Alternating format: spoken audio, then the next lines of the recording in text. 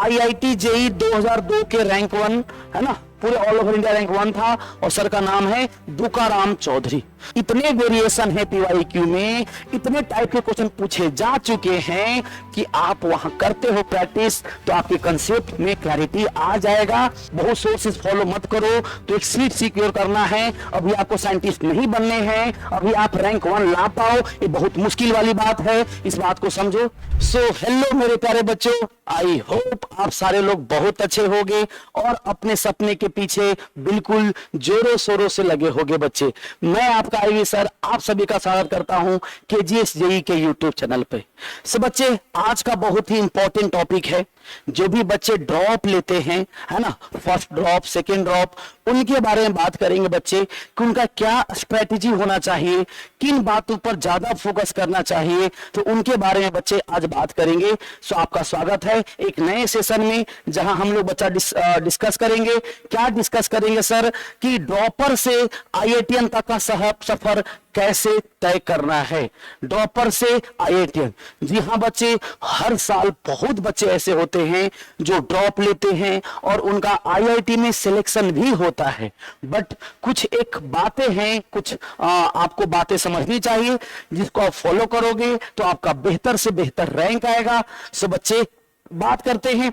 ये जो फोटो लगा हुआ है बोर्ड पर, आप इन्हें ध्यान से देखो, ये आपके रोल मॉडल होने वाले हैं बच्चे, एकदम रोल मॉडल होने वाले हैं। ये हैं आईआईटी जेई 2002 के रैंक 1 बच्चे। आईआईटी जेई 2002 के रैंक 1 है ना, पूरे ऑल ओवर इंडिया रैंक 1 था और सर का नाम है दुकाराम चौधरी। दुकाराम चौधरी सर के बारे में बात करें तो आईआईटी जेई के आज तक के हिस्ट्री में सिर्फ एक ही बार रैंक 1 आया है, इस बात को ध्यान रखो, और ये सर दुकाराम चौधरी ने लाया था, वो भी 2002 में। तो आईआईटी जेई के इतने साल के हिस्ट्री में अभी तक रैंक 1 ड्रॉपर बैच से नहीं आया है।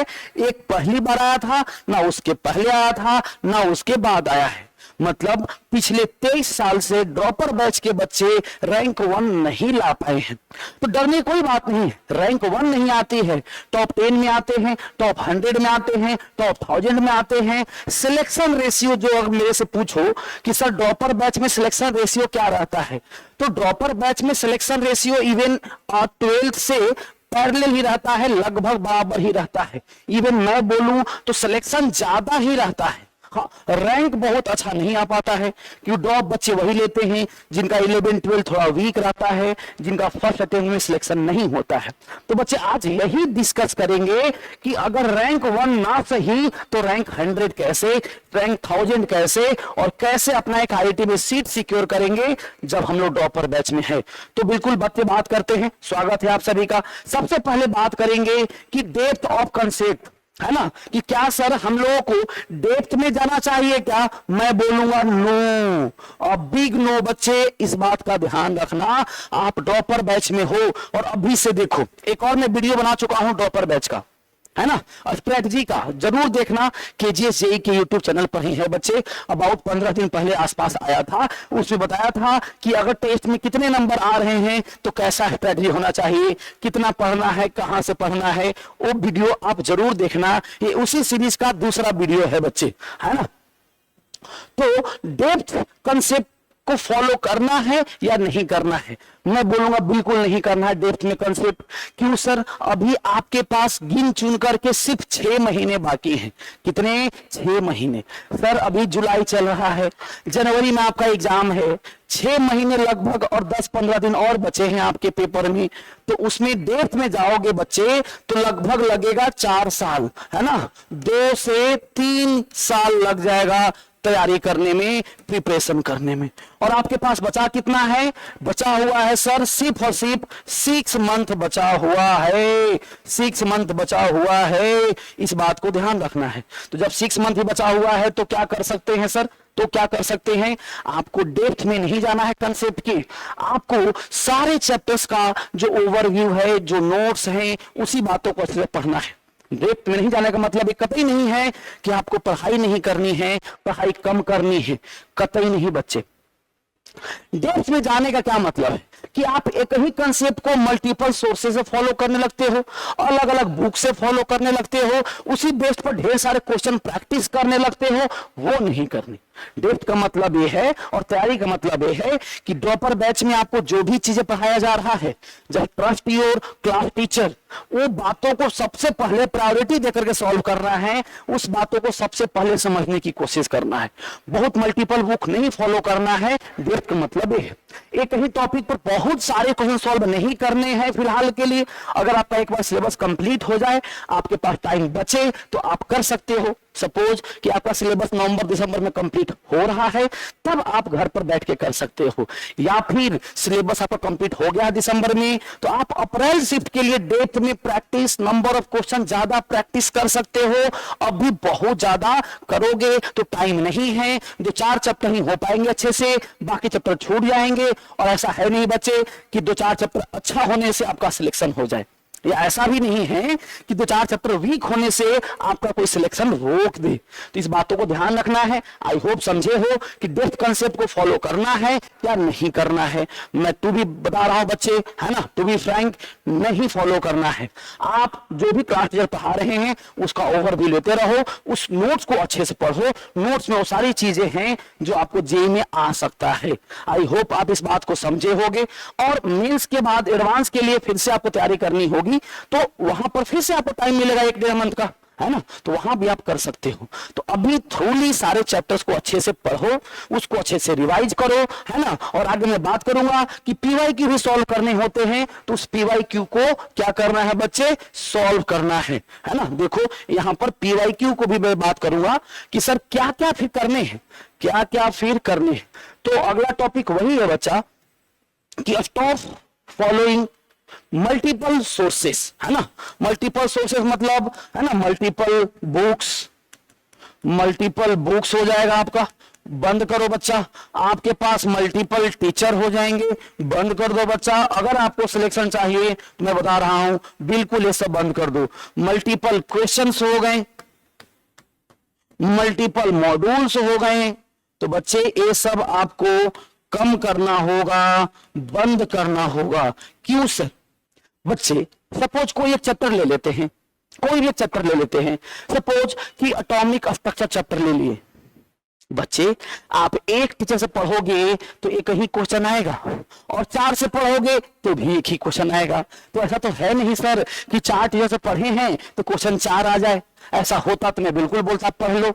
तो इस बात को ध्यान रखना है बच्चे कि 4 चैप्टर एक ही 4 टीचर पढ़ने से 4 क्वेश्चन नहीं आएंगे। तो एक टीचर जो पढ़ाए हैं उसी को आप अच्छे से पढ़ो, हमेशा उसको याद रखो, क्योंकि अब मेंस का लेवल देखोगे तो वो सिर्फ इंफॉर्मेटिव क्वेश्चंस और फॉर्मूला बेस्ड क्वेश्चन पूछता है और पूछ रहा है, और 2-3 क्वेश्चन डेप्थ में ही पूछता है तो आप उसको छोड़ सकते हो, इग्नोर कर सकते हो, क्योंकि आप ड्रॉपर बैच में हो, आप इतना रिस्क नहीं ले सकते। यू कांट अफोर्ड कि 1-2 क्वेश्चन के लिए आपका सिलेक्शन रुक जाए। तो सिलेक्शन फर्स्ट, इस बात को ध्यान रखना है।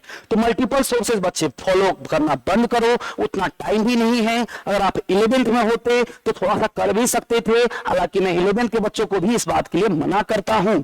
सो इस बात का ध्यान रहे, इस बात का ध्यान रहे। आगे बात करते हैं सर पीवाईक्यू करे क्या। देखो बच्चे, अगर जेईई मेंस एडवांस की मैं बात करूं और अभी 2018-19 के बाद की बात करूं तो जेईई में सिलेक्शन लेने के लिए बिल्कुल गोल्डन ईयर चल रहा है। क्या चल रहा है सर? गोल्डन ईयर चल रहा है बच्चे। इतना आसान कभी नहीं था आईआईटी में सिलेक्शन लेना। मैं बता रहा हूं, मैं खुद भी आईआईटीएन हूं, मैंने भी आईआईटी जेईई की तैयारी करी है। हम लोगों को टाइम में बहुत सारे क्वेश्चन प्रैक्टिस करने होते थे, क्योंकि बहुत सारा पैटर्न डिकोड नहीं हुआ था और पीवाईक्यू में बहुत ही कम क्वेश्चन थे, लिमिटेड क्वेश्चन थे। अब बच्चे इतने साल से बहुत ज्यादा हो गया है ना, क्वेश्चन जो है ना, क्वेश्चंस बहुत ज्यादा हो गए हैं। क्वेश्चंस क्या है बच्चे पीवाईक्यू में, है ना, बहुत बढ़ गए हैं। क्या हो गए हैं? क्वेश्चंस जो है, नंबर ऑफ क्वेश्चंस वो बहुत हो गए हैं। नंबर ऑफ क्वेश्चंस क्या हो गए हैं? लार्ज अमाउंट में है। समझो, अमाउंट खैर नहीं वर्ड यूज करेंगे, नंबर ही है। तो नंबर ऑफ क्वेश्चंस बहुत ज्यादा है पीवाईक्यू की। 2019 के बाद, है ना, लॉकडाउन के बाद जब से जेईई मेंस ने भी मल्टीपल और एग्जाम्स ले रहा है, जैसे कि हर एक साल में होता है जनवरी शिफ्ट, अप्रैल शिफ्ट, और पहले तो होता था 20, 21, 22 में एक साल में 4-4 शिफ्ट, है ना।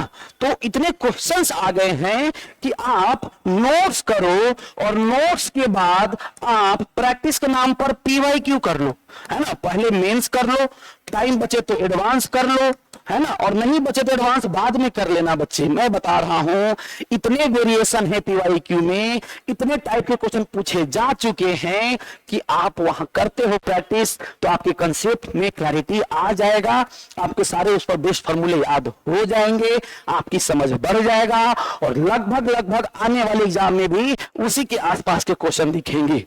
तो ये बहुत ही स्मार्ट मूव होगा for the 12th and dropper batch कि सर वहां पर क्या करें, पीवाईक्यू की प्रैक्टिस करें, पहले करें नोट्स के बाद मैं तो बोलूंगा कि डीपीपी से पहले पीवाईक्यू कर ले उस टॉपिक के। सपोज कोई एक टॉपिक पढ़े हो, मान लो कि आपने पढ़ा है हाइब्रिडाइजेशन, तो हाइब्रिडाइजेशन के डीपीपी से पहले पीवाई करके देखो ना कैसे हो रहे हैं, क्या हो रहे हैं, नहीं हो रहे हैं। आप डीपीपी भी सॉल्व कर सकते हो, ऐसा मैं मना नहीं कर रहा हूं, लेकिन या तो पहले डीपीपी कर लो या पहले पीवाईक्यू कर लो। मैं तो पहले पीवाईक्यू के फेवर में ही रहता हूं, और अगर आप ड्रॉपर बैच में हो तो पहले पीवाईक्यू करो बाद में डीपीपी करो, तो भी एक अच्छी स्ट्रेटजी हो सकता है आपके लिए। आई होप आप इस पॉइंट को भी समझे होंगे, है ना। तो ध्यान रहे पीवाईक्यू मस्ट टू डू है, पीवाईक्यू मस्ट टू डू है, इस बात को ध्यान रखना। मस्ट टू डू है सर, अगर ये नहीं करते हो तो सिलेक्शन बहुत ही मुश्किल से होगा आपका, है ना। तो इस बात को आप समझो, पीवाईक्यू करना ही करना है, टाइम आपके पास कम है, पीवाईक्यू में इतने वेरिएशन है, इतने नंबर ऑफ क्वेश्चंस ज्यादा हैं। आप देखो ना एक साल में कितनी जनवरी शिफ्ट में 10 शिफ्ट होता है, 10 शिफ्ट में एक शिफ्ट में 25 क्वेश्चन होते हैं, 10 में हो गए 250 क्वेश्चन, है ना। फिर अप्रैल में 250 क्वेश्चन, अरे एक ही साल में 500 क्वेश्चन हो गए। तो उस 500 क्वेश्चन को अच्छे से सॉल्व किया जाए तो सारे चैप्टर से, सारे टॉपिक से अच्छे से आपका कंसेप्ट में क्लैरिटी आ जाएगा। और ये सबसे बेस्ट टेक्निक है, तरीका है जानने को पैटर्न कि क्या जेईई में अगले साल आने वाला है। तो मैं बिल्कुल बोलूंगा मस्ट टू डू है, इस बात को ध्यान रखना कि क्वेश्चन जो है ना लार्ज नंबर में आ रहा है, क्वेश्चन जो है लार्ज नंबर में आ रहा है बच्चा, लार्ज नंबर में आ रहा है, तो इस बात को ध्यान रखो। और हो भी गया है तो आपके पास एक अच्छा क्वेश्चन बैंक क्रिएट हो गया होगा, आप बैंक का बुक ले सकते हो, है ना, किसी भी पब्लिकेशन का ले लो जिसको आपको ज्यादा समझ में आता है लैंग्वेज, जिसकी सॉल्यूशन थोड़े बहुत ठीक ठाक आपको लेवल के आपके तरीके से हो, आप उससे ले सकते हो, ये आपके पास रखो ही रखो। अगली बात करते हैं कॉन्फिडेंस की। ये मैं नोटिस किया हूं इतने सालों का बच्चों को पढ़ा करके, इतने सालों से लगभग मैं 10-11 साल से पढ़ा रहा हूं इस इंडस्ट्री में, तो एक बात देखा हूं कि रेदर देन 11-12 ड्रॉपर के बच्चे थोड़े लो कॉन्फिडेंट होते हैं, कॉन्फिडेंस में थोड़ा कम रहते हैं। नहीं बच्चा, IIT JEE is all about your confidence. आप कॉन्फिडेंट हो, आप खुद पर भरोसा करते हो, आपने मेहनत किया है, तो आपका, है ना, सिलेक्शन पक्का ही होगा। तो बिल्कुल बच्चे सेल्फ डाउट ना करें, है ना, बहुत ज्यादा खुद को गिल्ट में ना रखें कि नहीं ऐसे हो गया, वैसे हो गया, ऐसे हुआ था, वैसे हुआ था। उस सब बातों से बाहर निकलना है ना, और कॉन्फिडेंट फील करना है। कॉन्फिडेंस कैसे आएगा सर? कॉन्फिडेंस आएगा प्रैक्टिस से, है ना। आप सुने होंगे जितना अच्छा प्रैक्टिस होगा उतने ही आप कॉन्फिडेंट रहोगे। तो प्रैक्टिस करते रहो, है ना, और स्टडी करते रहो। जितना आप अच्छे से पढ़ाई करोगे, स्टडी करोगे, प्रैक्टिस करोगे, उतना ही कॉन्फिडेंस आपका बूस्ट अप रहेगा, उतना ही आप ज्यादा कॉन्फिडेंट फील करोगे। तो कॉन्फिडेंट रहना ही रहना है, ये भी बात बिल्कुल मस्ट है, ये भी बात बिल्कुल मस्ट है, इस बात को ध्यान रहे। आप सुने भी होंगे प्रैक्टिस मेक्स अ मैन, और मैं इसमें एक और बात ऐड करता हूं कि practice makes a man and women perfect. तो आप जितना प्रैक्टिस करोगे उतना परफेक्ट बनोगे, उतना ही आपको कॉन्फिडेंस आएगा। और कभी कभी थोड़ा सा प्रैक्टिस कम भी हुई है तो कॉन्फिडेंस लूज नहीं करना है। आगे बात करते हैं इंक्रीज स्टडी आवर। बच्चे आपके पास क्या है ना, लगभग 200 दिन लेफ्ट हैं, है ना, 200 दिन लेफ्ट हैं बच्चे। लेफ्ट कितने हैं, है ना, 200 डेज लेफ्ट है, 200 डेज लेफ्ट है जेईई मेंस जनवरी के लिए, जनवरी अटेम्प्ट के लिए। इस बात को ध्यान रखो, इस बात को ध्यान रखो। तो बच्चे ये 200 दिन आगे आने वाला आपका 20 साल, 40 साल, 50 साल, ये जो आने वाले 6-7 महीने हैं, ये आपके आने वाले 60-70 साल डिसाइड करेंगे कि आपका आने वाला 60 साल 70 साल कैसा होगा। आप किंग साइज लाइफ जियोगे या आप एक लेबर क्लास लाइफ जियोगे, ये बिल्कुल डिसाइड करने वाला है यही 6-7 महीने। हालांकि अब अप्रैल शिफ्ट जोड़ लोगे तो उसमें 3 महीने और जोड़ लो, आपके पास लगभग 9-10 महीने होंगे। तो बच्चे अगर इतना दिन अच्छा से पढ़ते हो, तो अगर आपका लाइफ अच्छा होता है तो बच्चे इसमें पूरा जी जान लगा दो, एकदम जितना पढ़ते हो आप अपना स्टडी आवर बढ़ा दो, और स्टडी आवर कम से कम अब 13 से 15 आवर कर दो बच्चा, क्योंकि आपके पास टाइम कम है। आप एक बार एग्जाम दे चुके हो, वहां पर एग्जाम में सिलेक्ट नहीं हुए थे, तो ये प्रॉब्लम आपको बात याद होगी, है ना। बहुत लोग आपको फेलियर का टैग दे दिए होंगे, तो इस टैग से बचने के लिए, अपने सपनों को पूरा करने के लिए मैं बता रहा हूं, और स्टडी आवर इंक्रीज करने होंगे बच्चे आपको, और ये है क्लास टाइम को इंक्लूड करके, है ना। और बहुत बच्चों को मैं जानता हूं जो इससे ज्यादा पढ़ते हैं, इतना तो पढ़ते ही पढ़ते हैं। तो प्लीज अपना स्टडी आवर इंक्रीज करो। सिर्फ स्ट्रेटेजी बनाने से, सिर्फ सोचने से, सिर्फ देखने से कुछ नहीं होगा बच्चे, पढ़ना होगा, आपको पढ़ना होगा, और स्टडी आवर इंक्रीज करने होंगे for the next 6 and 7 month. सोचो अगर आपका सिलेक्शन हो गया आईआईटी में, तो वहां पर बच्चे आराम ही आराम है, इतना तो नहीं पढ़ना होता है। मैं भी आईआईटी में पढ़ा हूं, वहां पर बहुत कम स्ट्रेस है, बहुत कम पढ़ाई करनी होती है। मतलब कि 6 महीने में 2 एग्जाम होते हैं, तो बहुत लोग सिर्फ एग्जाम से 5 दिन पहले, 3 दिन पहले पढ़ना स्टार्ट करते हैं। तो जितना अभी पढ़ोगे ना, उतने ही आगे आराम भी मिलेंगे। तो इसलिए बच्चे अभी मेहनत कर लो, जितना कर सकते हो कर लो, प्लीज कर लो। आगे टॉपिक की बात करते हैं sir, study and practice after class. कुछ बच्चे ऐसे होते हैं जो क्लास में चीजें समझ गए हैं, सीख गए हैं, तो घर जाकर उसकी प्रैक्टिस नहीं करते हैं, घर जाकर उसकी पढ़ाई नहीं करते हैं। बच्चे ऐसा नहीं होना चाहिए। सपोज मैं आपको एग्जांपल दे रहा हूं, मैंने आपको कार चलाना सिखाया, कार चलाना सिखाया, सोचो तो आप समझ गए हो कि कार कैसे चलाते हैं, कि सर स्टीयरिंग पे बैठेंगे, है ना, जो भी कार है उसको ऑन करेंगे, चालू करेंगे उसको, एक्सीलेटर ब्रेक होता है, आपका एक्सीलरेटर होता है, ABC होते हैं बच्चे, है ना, ध्यान रखना, ABC होते हैं, एक्सीलरेटर, ब्रेक एंड क्लच। आप ड्राइविंग सीट पर बैठे हो और ये आपका बहुत प्यारा सा, है ना, कार है,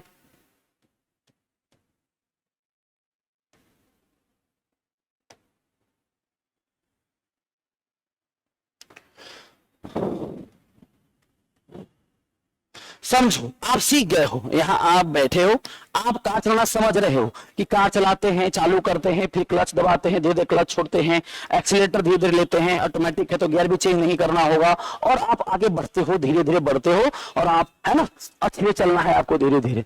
तो बच्चे आप कार चलाना सीख गए, लेकिन आपको मैं अपना कार नहीं दे दूंगा। क्यों नहीं दूंगा? आप तुरंत ठोक दोगे, उसके कैसे लग जाएंगे, किसी को ठोक दो, धक्का मार दोगे, तो बच्चे क्या समझे?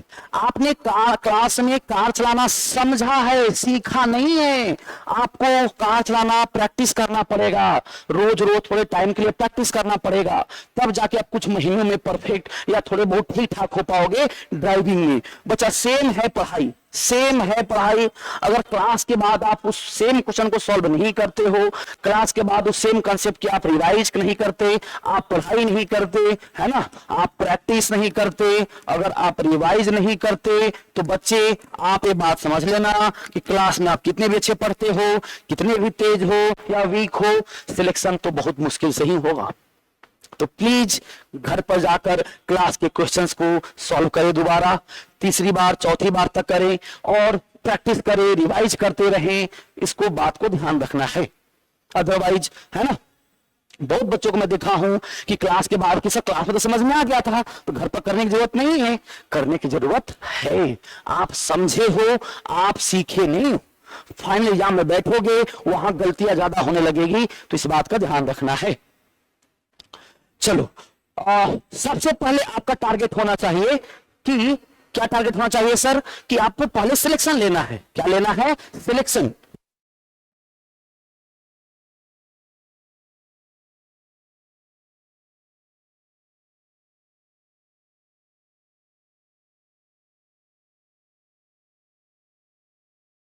बच्चे, तो आपको क्या ध्यान रखनी है, आपको ध्यान रखनी है, आपको ध्यान रखनी है, क्या ध्यान रखनी है, क्या ध्यान रखनी है सर, कि सबसे पहले आपको सीट सिक्योर करना है, आपको, है ना, सबसे पहले क्या करना है बच्चे, सीट को सिक्योर करना है, सबसे पहले आपको अपना सीट सिक्योर करना है, इस बात को ध्यान रहे, इस बात को ध्यान रहे। जैसे कि आप देख रहे हो, आपके ड्रॉपर बैच के रोल मॉडल होने वाले हैं ये तुकाराम जी, तुकाराम चौधरी जी, ये ड्रॉप ईयर में ही थे, फिर भी इन्होंने क्या किया है, रैंक 1 लिया है। तो आपको भी रैंक 1 लेना, ठीक है, मुश्किल है, आई नो, बट उससे पहले मैं बोलूंगा कि आप इस स्ट्रेटजी को फॉलो मत करो, आप करो कि पहले सीट सिक्योर करो, एक आईआईटी में सीट मिल जाए, है ना।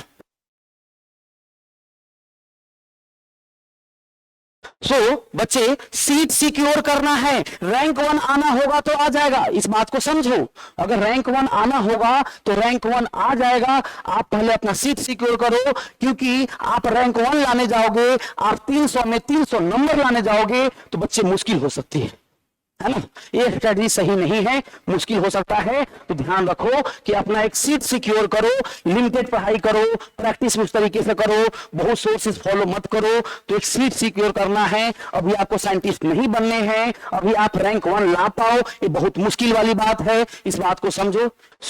बच्चे, इस बात को ध्यान रखनी है आपको। नेक्स्ट पॉइंट बात करते हैं, और ये लास्ट पॉइंट है बच्चे, ये लास्ट पॉइंट है आपका, कि जैसे जैसे आप टेस्ट देते हो तो आप ट्राई करो कि टेस्ट में जो आपका मार्क्स आ रहा है वो मार्क्स बेहतर आए, आप उसको एनालिसिस करो, आप देखो कहां गलतियां कर रहे हो, है ना। आप बच्चे अच्छे से टेस्ट का एनालिसिस करो मेरे प्यारे बच्चे, अच्छे से एनालिसिस करके टेस्ट में जो भी मार्क्स आ रहे हैं उस मार्क्स को इंप्रूव करो, मार्क्स इंप्रूव करोगे तो आपको मार्क्स लाना ही तो टैलेंट है। बहुत बच्चों को मैं देखा हूं कि बहुत पढ़ते हैं लेकिन मार्क्स नहीं आ पाती है, तो इस प्रॉब्लम से बचना है बच्चे। आप टीचर से मिलो, उनसे बात करो कि सर क्या प्रॉब्लम है, मार्क्स कैसे बढ़ेगा, खूब पढ़ रहे हैं, खूब मेहनत कर रहे हैं, तो उसको बच्चे यही करना है। अगर मेरे से पूछोगे तो टेस्ट के बाद अच्छे से एनालाइज करो, अपनी वीकनेस को आइडेंटिफाई करो, अपनी वीकनेस को आइडेंटिफाई करो, है ना, अपनी स्ट्रेंथ को समझो,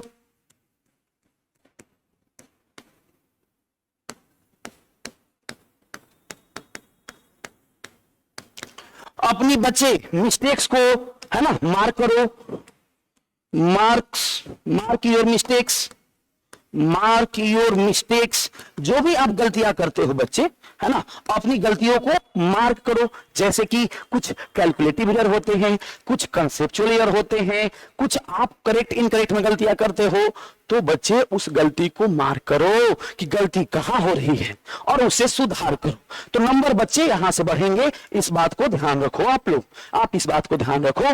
तो जितनी पॉइंट बताया है बच्चे, इतनी पॉइंट का आप ध्यान रखो। आई होप कि आपका बहुत अच्छा रिजल्ट होगा, पूरा, है ना, आपका मेहनत, मेरा आशीर्वाद और पूरे भगवान का आशीर्वाद, आपके माता पिता का आशीर्वाद आपके साथ है। गिव अप नहीं करने हैं, जितनी बातें आपको मैं बताया हूं उसको आप फॉलो करो, देखना एक अच्छा रैंक और रिजल्ट आएगा ही। सो ये है अपना केजीएस जेई का टीम, है ना, केजीएस जेई का टीम, खान सर और सर के बगल में मैं, ये अपना केजीएस नीट का टीम बच्चे, है ना। तो आज के लिए बस इतना ही, that's all. Thank you so much, thank you everyone. मिलते हैं एक नए वीडियो में। Thank you so much, God bless you all, thank you.